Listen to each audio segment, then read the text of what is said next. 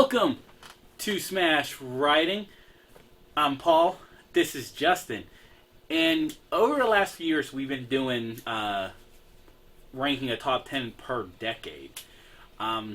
This time, we're at the halfway point. So we decided, you know what? Let's take a look back, shall we? Let's begin to take a look back, since this is really the real decade that we've been doing this. You know, the other decades we've just been watching films and we haven't actually lived it. Now we're living it. So, without further ado, Justin. Oh, you kickstarted it. Okay. I started this last time. All right. But first,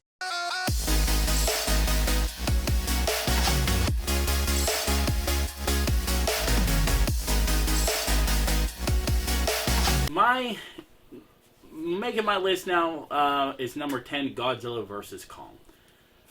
I really love this Godzilla franchise. I enjoyed Skull Island, and I mean, it sucks Kong is only getting one solo movie out of this, but it was really good. Yeah, Skull Island was good. Yeah, so with the series leading in this right direction and building, and oh my god, the way they even introduced this film in Godzilla King of Monsters was like epic. You know, we're dancing, we're having fun, we're singing along with the Godzilla song, and then you start seeing the little signals of like, what's a god to a king, or what's a king to a god, and then you see like, oh, we're in the monster verse. Seeing these two duke it out. Now, honestly, I'll be honest with you, they could have probably kept Mechagodzilla out and just had these two kind of battle it out, and then, you know, keep it a fair game, because you don't want to make Kong look weak. And remember, at this point, we have still not referred to Kong as King Kong. It's mostly just been Kong. Then you have Godzilla. Like I said, I felt like Mechagodzilla could have just stood on its own. But other than that, I thought it was a fun ride to see these two kind of duke it out and finally have the Monsterverse come together. So that is my number 10, Godzilla vs. Kong. Oh, my number 10, probably be hotly debated, you know. It's Kate. Because, you don't know why Kate's number 10? Honestly. Because ever since that movie, once every few months, no matter what I'm doing, I'm going to stop and think about Boom Boom Lemon. Oh my god!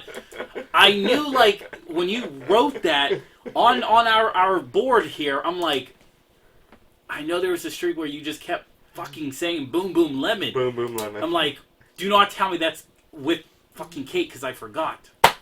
This movie really, like, I was always a fan of Mary Elizabeth Winstead, and this movie just, like, cemented it. I love the action, I love the fight scene, the music selections, the cinematography, and the Boom Boom Lemon. Fucking Boom Boom Lemon. Striving for the Boom Boom Lemon, she finally gets it at the end before the big fight. That's how you... I swear it was like a fucking year you just would not stop with that, and then like finally did. I was like, Boom Boom Lemon is dead. And Not only in vocals. In spirit, Boom Boom Lemon has never died. Alright. My number 9, Guardians of the Galaxy Volume 3. I thought for a third film and for a send-off that this was good. This was proper send-off material. This was proper send-off. Everybody got the story that they wanted. Quell, Star-Lord, got to return home to his human side of his family, and who would only, I guess it was the grandfather. Grandfather was like the only biological family member he had left on Earth. He always wanted to go back to Earth. You had Rocket taking the helms of the Guardians. You had Manus going off to try to find herself, and Batista becoming the father to all these orphans. Yeah. and then, like, so you have all these send-offs. But then you also have the comedy, the emotion. No, tons of emotion in this movie. Rocket's background. Oh, God, that was like, you know, like, even though this is, like, made-up shit, it hit me, because you're like... the moment you saw the little baby animals, it's like, oh, so you're going to kill them. Now, as a raccoon... Aren't you gun? As a raccoon lover over here, did that hit you a little different seeing that? He loves raccoons. Like, I get it, they're intelligent animals. but yeah, like it's just a mix of emotions and even like the final scene of like with Quill like just playing like chess or checkers with his grandfather was like, who would have thought like the only thing he wanted to do was not only enjoy his time with his grandfather. Here is this person being a half celestial, which is like god level, half human, and he's just keeping it simple. He went into and then of course it does that like Star-Lord will return, but we'll see. With the MCU being up in different directions the last couple of years because of everything that has happened. Yeah, but my number 3, Guardians of the Galaxy Volume 3. Oh, my number 9. I'm shocked. You're shocked that it's this high on the list. This high on the, I knew this. It would no doubt would be on your list, but this high, I'm like questioning this. It's Cocaine Bear. Cocaine Bear. Of course, Cocaine Bear was going to be on the list. It's a bear high on cocaine. God damn it! Like we gave this film such high but praise. This was our number 1 for the year. Yeah. FL. And this was 2023, right? With Cocaine. Yeah. Yep. 2023. And that came out like February of 2023. Yeah. So it survived. It carried carried the year. But yeah, it just as strong as it was, and I loved everything in this movie. There's just there's too many heavy hitters knocked it down the list. Okay. But at the same time, it's a bear on cocaine. I mean, do we need to say more? Yeah, that was the selling point to get me into the theaters. It really was. The selling point to make it number 1 in 2023. And it's the selling point to stay in the top 10. Now, even though we're at the halfway point, do you see that coming off of that list? Because I mean, the fact that you have there are high, some heavy hitters coming now. Okay. In the next 5 years, it might fall. It might. So it might get out of your. It might jump into your runner-up. It'll largely depend on how much Boom Boom Lemon lives on in my heart. Christ. All right. Number 8. My number 8, Cruella. This film was a pretty good Disney prequel, and I wasn't behind it at first. I don't think, like in the sense of I wasn't behind it either. I didn't go to the theaters. I watched it on a random I need to binge watch a bunch of movies before the end of the year kind of deal. And I caught Cruella. And I stayed away from it for the longest time because I'm like I was like, well, she's a fashion designer villain who cuts up dogs and wears them for coats. That's what we know from the 101 Dalmatians. But they really gave, and Emma Stone was a hell of an actress in this film. They gave her a background to where she went from being nice to mean, and even they didn't refresh my memory. Like they just threw in the Dalmatian kind of as a teaser. There was no real hatred at that point. Yeah. Did they give you a reason for why she'd hate the Dalmatians, and then you had the swerve that she kidnapped the dogs and kept them? Yeah. And Mongo, our weekly. There you go. I can't remember Pongo. Yeah. They were babies of the dogs that she had originally. Right. So it was all good connecting points. And it felt very much like hard rock fashion to hard rock high fashion. Right. Now, in all honesty, so that's why it made my number 8. This prequel is the only reason why I'm going to give Mufasa, the Lion King film, a chance when I'm able to watch it. Because it's like, hey, I didn't believe Cruella should have a prequel, and here she is. Same with Mufasa, but we shall see. But for my number 8 of the midway point of this 20s is Cruella. My number 8 is back to Netflix for Do Revenge. The chemistry was up between Camila Mendez and Maya Hawke was incredible. You had a sleazy villain in Austin Abrams, Max. You had that Hitchcock story going on, like you do my revenge, I do your revenge. Mm-hmm. And then you had the big twist in the middle. And that twist came it didn't come out of nowhere, because the moment you started seeing, connecting dots, you're like, oh, what's happening? But then you had the whole story flip on its head when the big reveal came out. And it's just excellent execution, excellent chemistry, some good laughs. Some good hard callbacks to like late '90s not really rom-coms, but teenage comedies, and a good little coming of age story.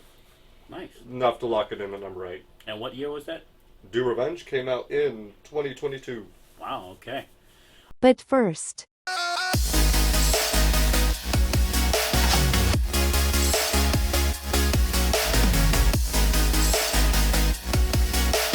All right, my number 7 is Sonic the Hedgehog. This one came. This was one prior to COVID. Like it came, or was that Sonic 2 that just Sonic 2 came out like a month before COVID. Okay. So this one really took everybody by storm. Like we both reviewed it because I believe Yeah, I think we did a group review. We did a group review on it, and we both sat here and said that's how a video game movie should be. They gave every element of Sonic, and I love the 90s Sonic. Like, I actually have it on my phone, Sonic 1, 2, and 3, that I still play to this day. And I always thought, like, how the hell can they give this a story? Yeah. And they did. Everybody played their part. We were just talking about this Jim Carrey loving to being the villain. Yeah. But not like a rated R villain, but like literally a cartoon villain. Yeah. And even how they builded him up, they didn't give him the classic look. Yeah. But they build towards it. You were talking about, I remember this, like when we reviewed it, you loved how they used the rings to serve a purpose. Yeah, the rings are to serve a purpose. That was crazy. They did everything like little right. moments too, like when he was hit and knocked down, he dropped the rings and they'd splatter like they do in the video games. Yeah, they did everything, and the way they introduced the next person was good as well. And here we are, Sonic 3 is hitting the theaters with Shadow, and I gotta go to see it. I'm probably gonna go see it the day I see Nosferatu. Have you seen the Knuckles series yet?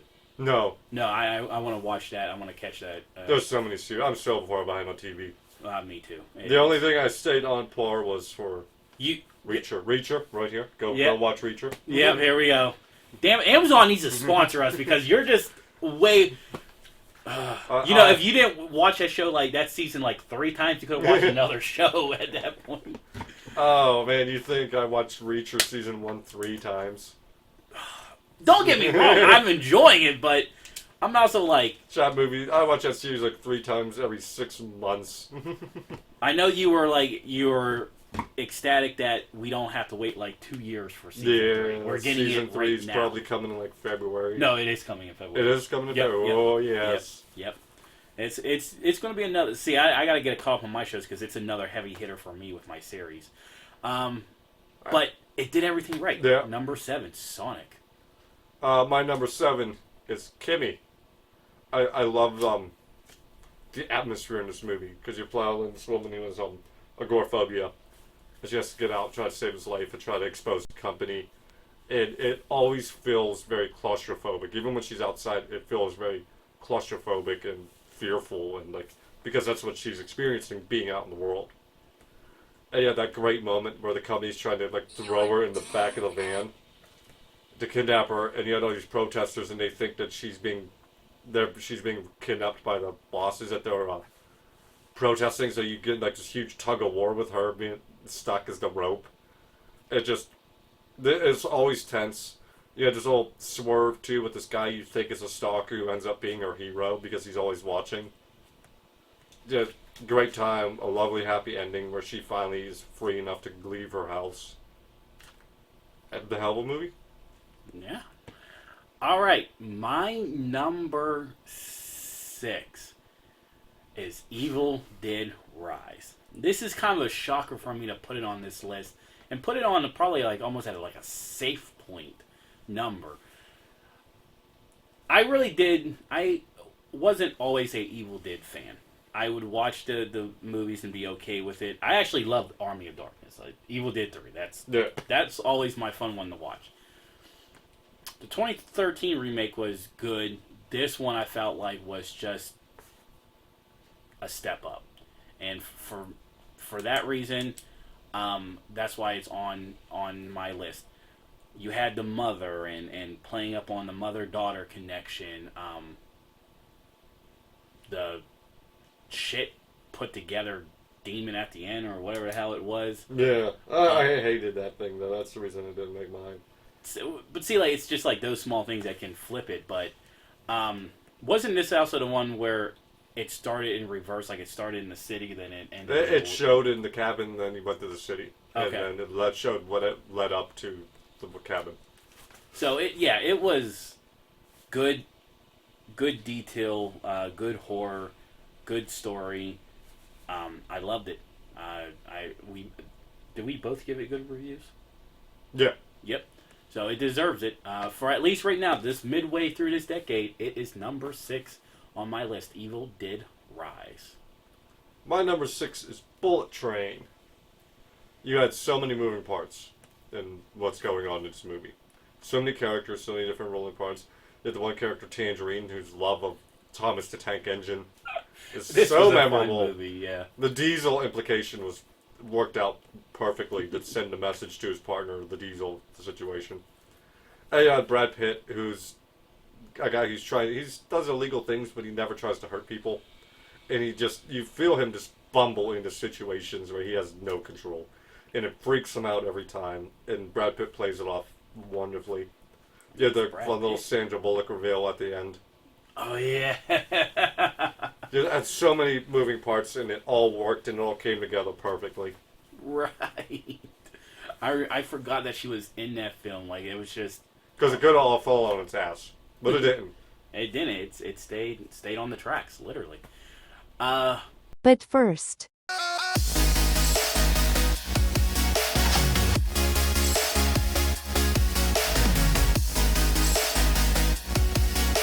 my number 5, Spider-Man No Way Home. This film had the rumors. This film delivered Yeah.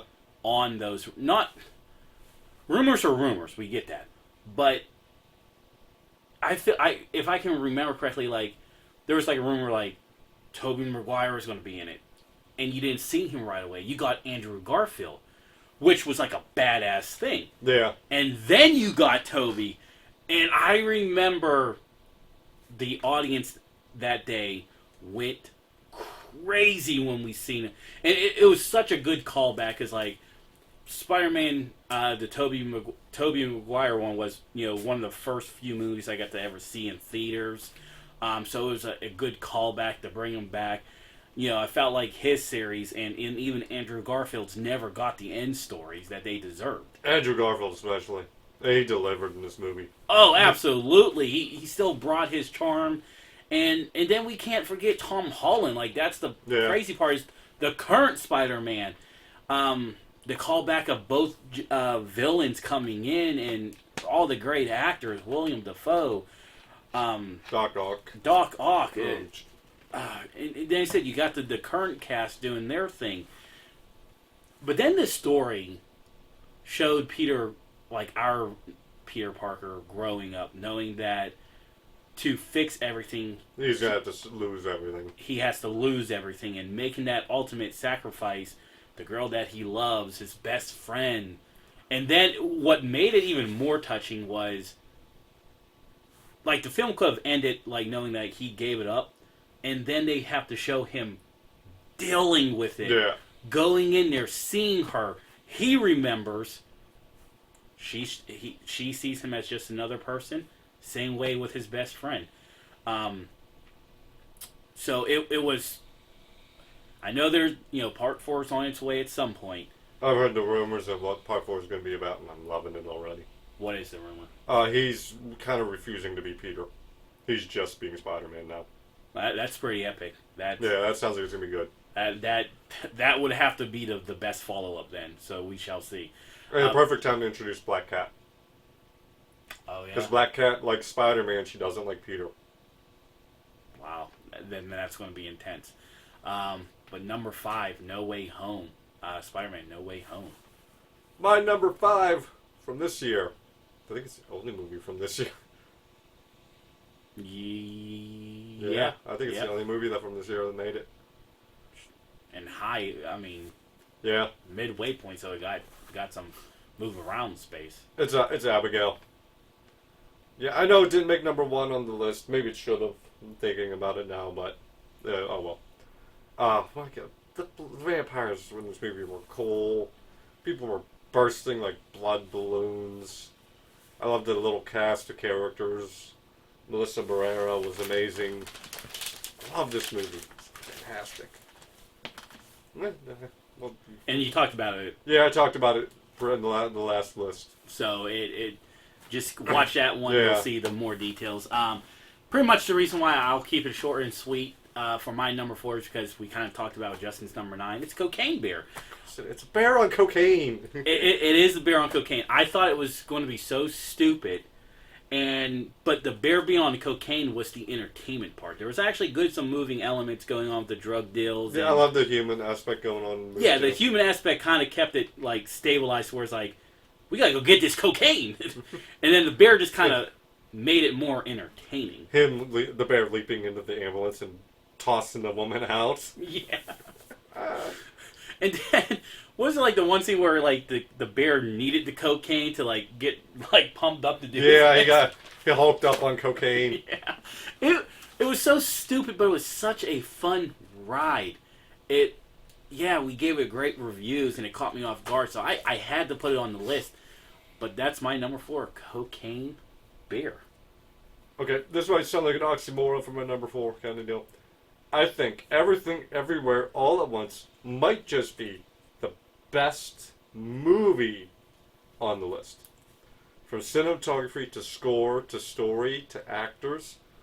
Like overall. Overall, best movie. And the reason it's at number 4 and not number 1 is because I cannot watch this movie on replay. I can watch it every now and again, but it's not going to be something I pick up all the time.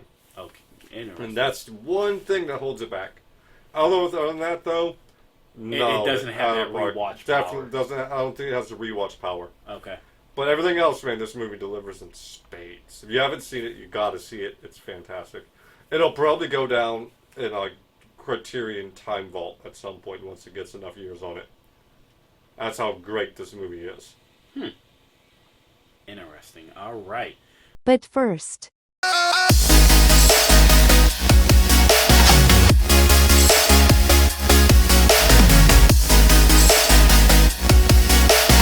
My number 3. And I can't believe it, but when I watched it, it was great. Barbie. You woke asshole. Going to hell. Woke hell, motherfucker. It was just a goofy ride. It's political stuff, whatever. It was just fun. It was fun, stupid, and It had a lot of meaning and depth to it, right? Like Yeah. Ken needing to find his place in the world, and that's a lot more than just machismo for him. yeah, and the songs were like goofy. I think it was like one of the Ken songs that when he first started singing, I thought nothing of it. Then I'm like, wait, what's he saying? And I was like, here in this movie, they took a fucking kid's toy and it made it into $1 billion film. I love the idea of Weird Barbie. Yeah. And you show the little girl just being absolutely destructive to her Barbie doll, like smacking it off the ground, drawing on the faces, butchering the hair. Because you always knew someone who did that. And there was a good twist that I didn't actually see coming, and it was who Barbie actually belonged to. Yeah. They showed scenes of the daughter. It was the daughter, and there was a mother and daughter. And throughout the film, you're led to kind of believe that it's the daughter who grew up and moved away from Barbie. Like, Yeah. she didn't want to play with Barbie no more, and that's where she went Barbie in Barbie's world. But you later find out it was actually the mom. Yeah, and the that mom's was- just been depressed and Yeah. dark thoughts. and that gave it like a whole new meaning to like this whole film. So it was actually a pretty damn good movie. And that's my number 3, Barbie. My number 3, surprise, it's a comedy movie that's high on my list of all people. Me, who watched Comedy hater. 10 comedy movies in the decade of 2010. He's changing that in 25. He's But gonna you- watch number 11. Here, 2 comedy movies in this one. Yeah. It's Bottoms. Bottoms is fantastic. I loved every moment of this movie. It's funny. It's out there. You had like real world stuff mixed into the zaniness to just try to show you like how stupid the real world can be. Like with the woman who's talking about her stalker. Yeah. It's like just thrown in there with all the other crazy things. It's like, that's not even that crazy. That's that was the idea. Like the two high school girls who started a fight club to get laid, and everyone's like, "How dare you?" Like that's not the reason why they're playing football. I mean, right? Like, I would start a fight club on for that sole purpose. Like, Yeah, the bomber. The hero of the story. We salute you. The character dynamic, too, between the two main characters was excellent, too. Can't believe I forgot their names. What's wrong with me?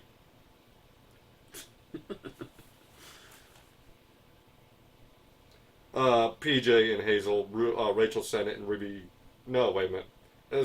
What the... Why does... oh. Racist-ass fucking Google, man. They did this to the last one, too. It's PJ and Josie. Josie's played by A.O. Adoba. I'm never going to say that name, I'm sorry. Right here, on the screen. And Rachel Sennett was PJ. Ruby Cruz played Hazel. She was the Mad Bomber. Wasn't Marshawn Lynch in that? Marshawn Lynch was the teacher. Yeah. If he was everybody's teacher, people would have loved high school so much more. Like I wanted him at that. Like I loved it. Holocaust. It happened. Someone raised their hand. It happened. Marshawn Lynch. My God. All right, my number 2, The Batman, starring Robert. This was real close. What for? To be on my list. To be on your list. Yeah. All right. Another Batman reboot, but they did. There's a reboot. You had new Batman. You had a new Batman. You had a darker 3-hour movie. But that's the crazy thing. There's like, it was a hell of a ride though. Yeah, like, it held your attention all the way through. Yeah.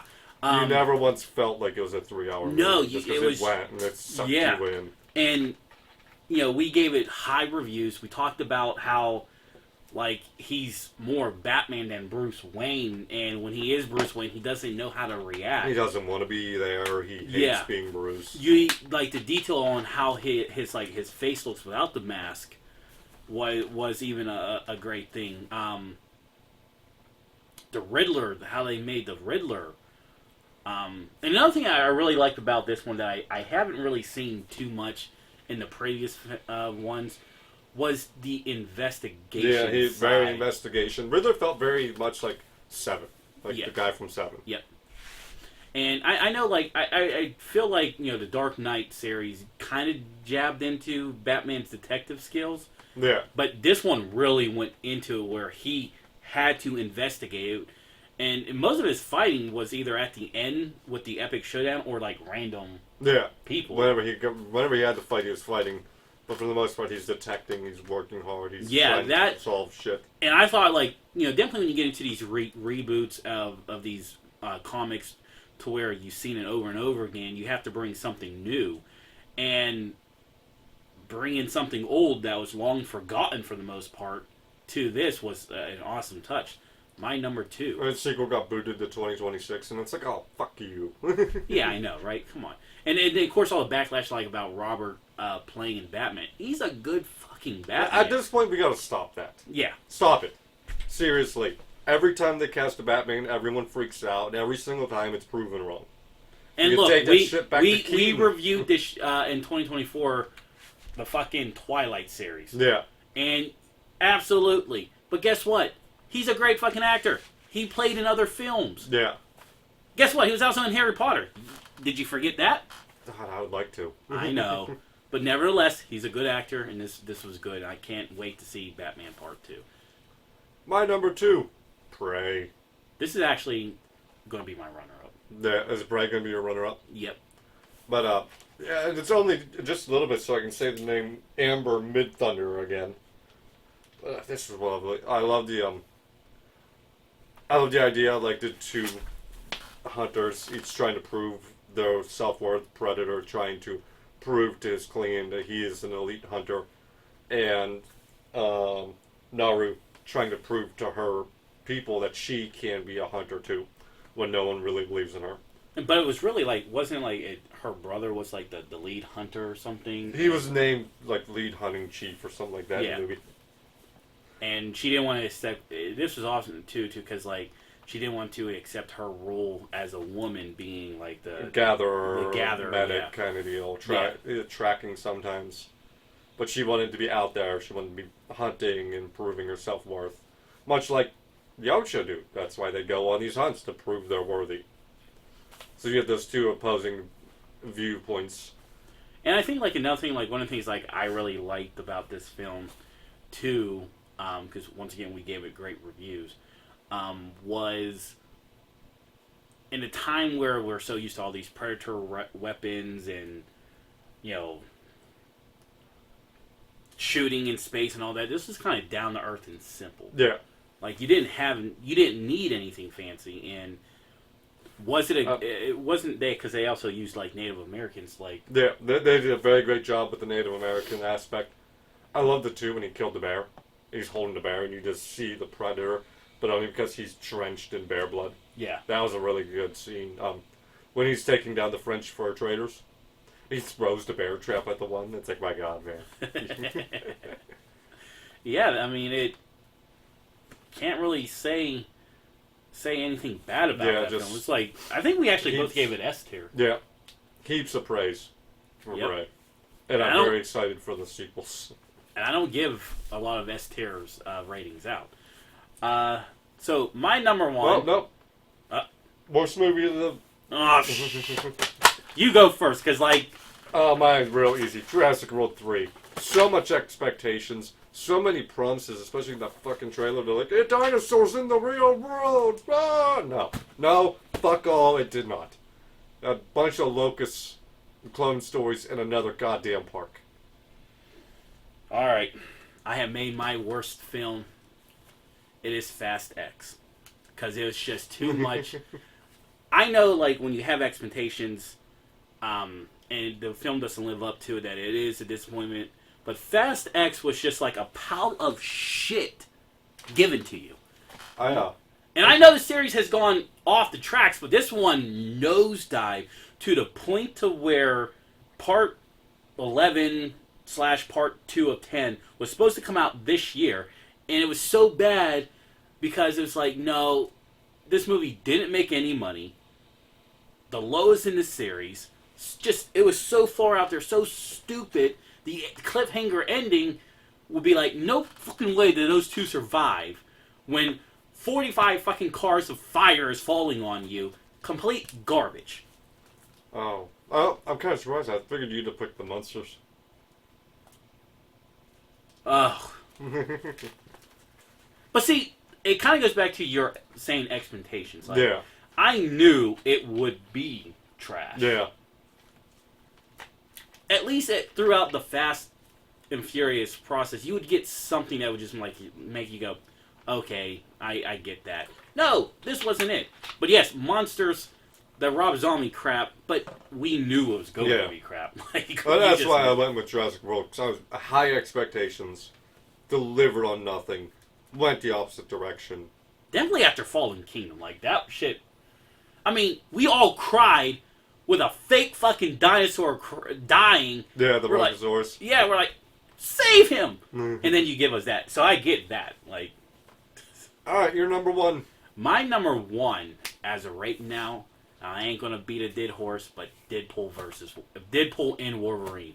You had the comedy, you had the action, you had some emotions, you had the cameos. Fuck if this wasn't a perfect fucking movie. Thank you, Disney. That's my number one. My number one, Fear Street trilogy all the way. I will not break these movies up. I argued it in 2021, and I'm arguing it now. All three of them together all the time. Because you can't just watch one. Can't do it. I want to watch them all the time. Best hero. I mean, it does have a full story arc. Like, not even a standalone or a direct sequel. It's all in like one night. All this shit occurs in one night. Yeah. Best trilogy. Best final girl.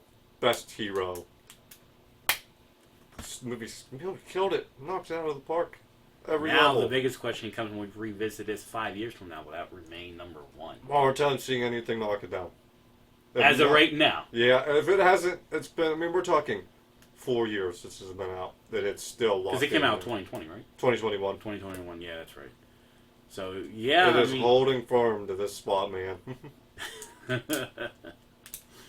That is our halfway list of the 2020s decade. What's your favorites? Drop them down below. Until next time. Bye-bye.